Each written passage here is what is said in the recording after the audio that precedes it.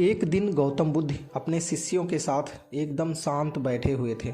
उन्हें इस प्रकार बैठे हुए देख शिष्य चिंतित हुए कि कहीं वह अस्वस्थ तो नहीं है। एक शिष्य ने पूछा कि आज वह मौन क्यों बैठे हैं, क्या शिष्यों से कोई गलती हो गई है। इसी बीच एक अन्य शिष्य ने पूछा कि क्या वह अस्वस्थ हैं, पर बुद्ध मौन रहे। तभी कुछ दूर खड़ा व्यक्ति जोर से चिल्लाया, आज मुझे सभा में बैठने की अनुमति क्यों नहीं दी गई। बुद्ध आंखें बंद करके ध्यान मग्न हो गए।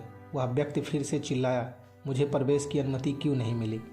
इसी बीच एक उदार शिष्य ने उसका पक्ष लेते हुए कहा कि उसे सभा में आने की अनुमति दी जाए। बुद्ध ने आंखें खोली और बोले, नहीं, वह अछूत है, उसे आज्ञा नहीं दी जा सकती। यह सुनकर शिष्यों को बड़ा आश्चर्य हुआ। बुद्ध उनके मन का भाव समझ गए और बोले, हाँ, वह अछूत है। पर कई शिष्य बोले, हमारे आश्रम में जाति पात का कोई भेदभाव ही नहीं है, फिर वह अछूत कैसे हो गया। तब बुद्ध ने समझाया, आज वह क्रोधित होकर आया है। क्रोध से जीवन की एकाग्रता भंग होती है। क्रोधी व्यक्ति प्रायः मानसिक हिंसा कर बैठता है, इसलिए जब तक वह क्रोध में रहता है तब तक अछूत होता है। इसलिए उसे कुछ समय एकांत में खड़े रहना चाहिए। क्रोधित शिष्य भी बुद्ध की बातें सुन रहा था। पश्चाताप की अग्नि में तप कर वह समझ चुका था कि अहिंसा ही मनुष्य का महान कर्तव्य और परम धर्म है। वह बुद्ध के चरणों में गिर पड़ा और कभी क्रोध न करने का प्रण लिया।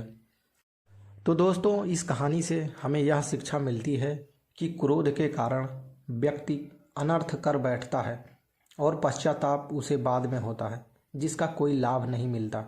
इसलिए हमें क्रोध नहीं करना चाहिए। असल मायने में क्रोधित व्यक्ति अछूत होता है और उसे अकेला छोड़ देना चाहिए। क्रोध करने से तन, मन और धन तीनों की हानि होती है। क्रोध से ज़्यादा हानिकारक कोई और वस्तु मनुष्य के लिए नहीं हो सकती। तो दोस्तों, इस वीडियो को अंत तक देखने के लिए आपका बहुत बहुत धन्यवाद। इस वीडियो को एक लाइक और चैनल को सब्सक्राइब ज़रूर करें। Thank you so much.